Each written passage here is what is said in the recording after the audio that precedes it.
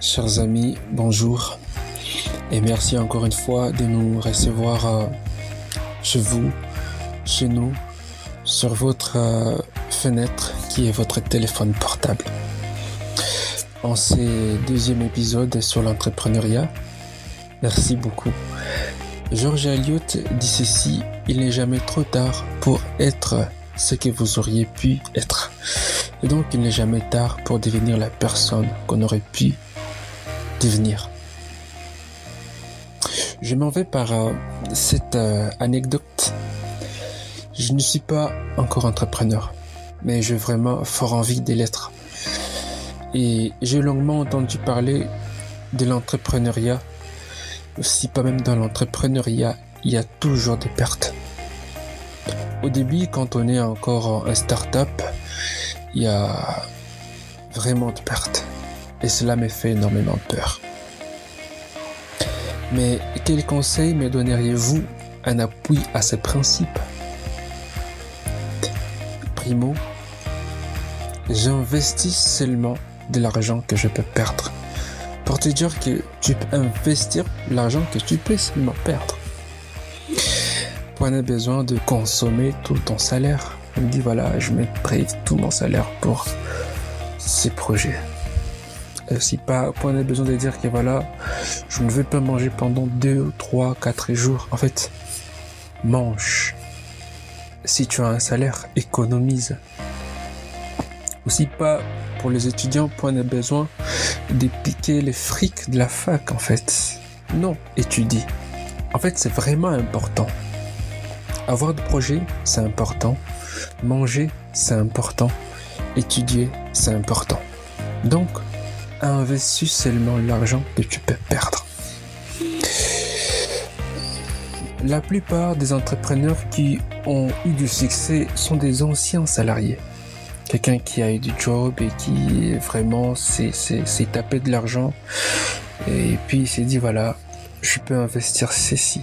Cet argent, je le mets là-bas. Il entreprend avec, mais c'est pas à dire qu'il va tout épier sur lui. Non, en fait non. Seulement il investit l'argent qu'il peut perdre.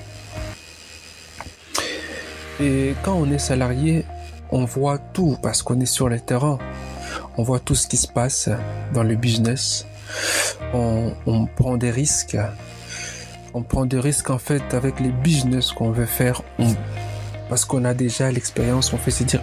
En fait, on s'est dit que voilà, je veux me lancer dans telle chose parce que je vis, soit j'ai vécu telle situation et je ne voudrais pas, par exemple, moi-même, si je veux me lancer, je ne voudrais pas vivre telle situation que mon chef, mon patron, et si pas qu'il a traversé. Autre chose, c'est si on ne veut pas être salarié, voilà, on peut faire des stages. On fait des formations en fait. Ce sont des principes qui nous permettraient en tout cas de se lancer. En fait, le but pour faire des stages, aussi pas de formation, le but aussi pas même pour faire l'entrepreneuriat n'est pas d'être salarié, mais c'est d'être épanoui. Et donc, l'entrepreneuriat nous rend épanouis. C'est comme qui dirait que l'entrepreneuriat, c'est comme l'art oratoire, c'est comme la natation, c'est comme la dissertation, c'est comme l'amour en fait. Or, c'est en faisant que l'on apprend. Alors, fais. Et dans la façon d'entreprendre, on est appelé à ce qu'on appelle to thinking in the different box or in the new box, c'est-à-dire penser différemment, c'est-à-dire penser d'une manière dont on n'a pas l'habitude de penser. Et c'est-à-dire pour faire l'entrepreneuriat, c'est faire ce que vous aimez d'abord, comme je le disais dans le premier épisode. Donc c'est faire ce qu'on aime d'abord et avec passion. car la passion est le moteur de nombreux comportements, en particulier dans les domaines de l'entrepreneuriat et de l'innovation. La passion est très souvent avancée par les entrepreneurs eux-mêmes pour parler de ce qu'ils font. La vie est trop courte, par ailleurs, pour faire des choses qui ne peuvent nous plaire, qui ne peuvent pas plaire. Donc on est appelé à faire des choses avec passion et nous permettre de nous accomplir. C'est-à-dire, on est invité à penser différemment. Thinking in the new box. Avoir une vision est généralement important pour entreprendre, se projeter, penser les changements que l'on désire apporter, voir le monde, aussi pas son petit monde, fonctionner différemment, constituer des éléments clés de projet entrepreneurial, trouver ensuite des équipes, collaborateurs, des partenaires qui vont nous aider à transformer cette vision en réalité, en une innovation et également innover, c'est une capacité essentielle en fait pour l'entrepreneur dans l'entrepreneuriat. En fait, on a toujours prêté, et c'est pas on prête à Oscar Wilde cette réflexion. Il y a deux catégories d'individus. Il y a ceux qui s'adaptent au monde tel qu'il est et ceux qui veulent adapter le monde à la vision qu'ils ont. Les seconds sont des entrepreneurs. Changez votre manière de penser. Thinking in the new box. Think different. C'est-à-dire penser différemment. Et c'est par là qu'on va trouver la différence entre des produits et des offres. L'innovation, aussi pas l'innovation, ne sont réalisables qu'avec une bonne dose de créativité. Faire preuve de créativité et développer cette capacité oblige à sortir des sentiers battus, c'est-à-dire voilà, à refuser les évidences, à relier les éléments n'ayant a priori aucune raison de l'être. Écouter et savoir écouter. Écouter et savoir écouter les signaux faibles de l'environnement, à être souvent dans les questionnements, surtout critiques. Un entrepreneur est un créateur, est un innovateur. Bon, les petits Robert définissent l'innovation comme étant, c'est ce qui consiste à introduire quelque chose de nouveau, d'encore inconnu dans une chose établie, c'est-à-dire d'une chose qui est déjà faite, on introduit quelque chose de nouveau, on est en train d'innover. Par contre, chez Larousse, on définit l'innovation comme étant l'action d'innover, c'est-à-dire inventer, c'est-à-dire créer quelque chose de nouveau, introduire quelque chose de nouveau dans un domaine particulier, c'est-à-dire il y a d'abord quelque chose qui qui existe, et on ajoute une dose de nouveauté, quelque chose de si différent de ce qu'on faisait avant, c'est-à-dire ce qui est nouveau. C'est-à-dire qu'il y a une transformation sur la chose qui existe. Et l'élément innovation nous vient du latin innovatio, qui veut dire, qui dérive du verbe innovare.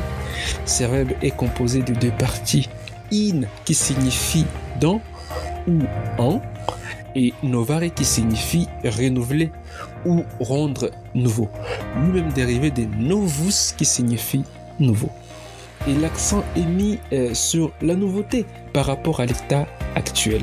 C'est-à-dire, pour être entrepreneur, pour avoir, pour faire quelque chose, pour être entrepreneur, il faut avoir cette capacité-là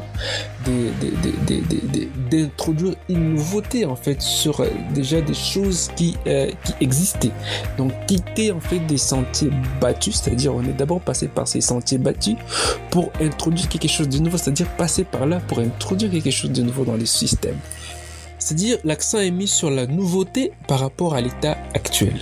Donc l'innovation a trait à la nouveauté et à son introduction dans un système social existant. Donc nous trouvons bien là l'idée que l'innovation concerne tout type de nouveauté et qu'elle peut affecter n'importe quel domaine de la vie économique et sociale. Dans le domaine de l'entrepreneuriat, l'innovation est très souvent présentée comme un élément central. C'est-à-dire, un entrepreneur doit avoir introduire quelque chose de nouveau. Il doit être aussi, je dirais, permettez les termes, créatif. Il doit en fait créer, introduire quelque chose de nouveau par rapport à ce qui est fait.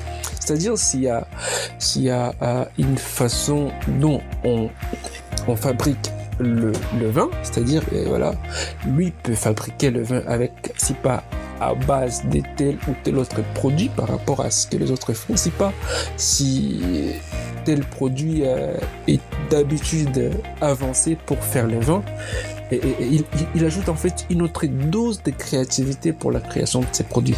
Même pour ceux qui font les ordinateurs, c'est pas les systèmes d'exploitation. On parle toujours, il y a les mots qui reviennent toujours, les mises à jour. Voilà, les mises à jour. C'est-à-dire, on introduit quelque chose de nouveau dans ce qui existe déjà.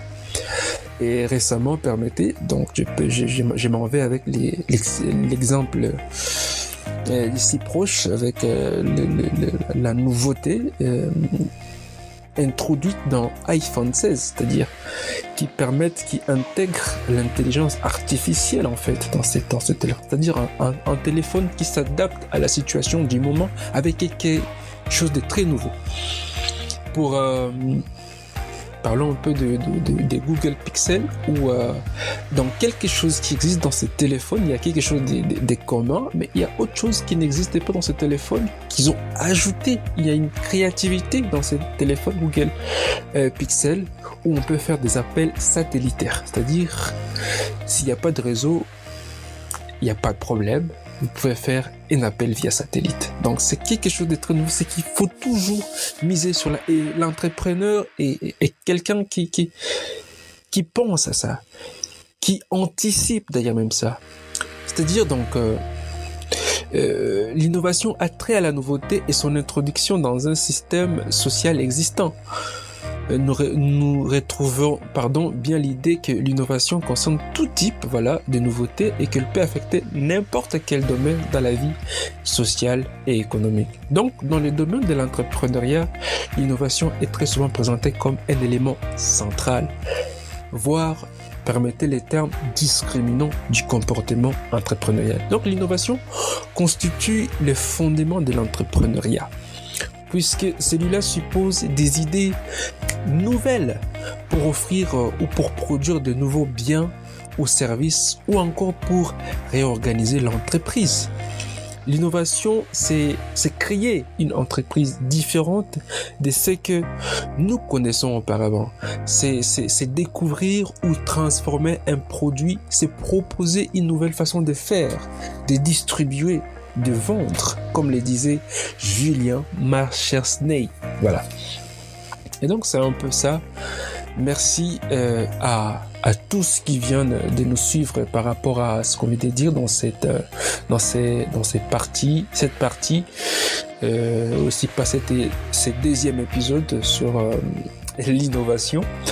Et merci encore une fois. On se donne rendez-vous prochainement dans l'épisode 3 sur l'entrepreneuriat. Portez-vous bien. Joy Bear Podcast.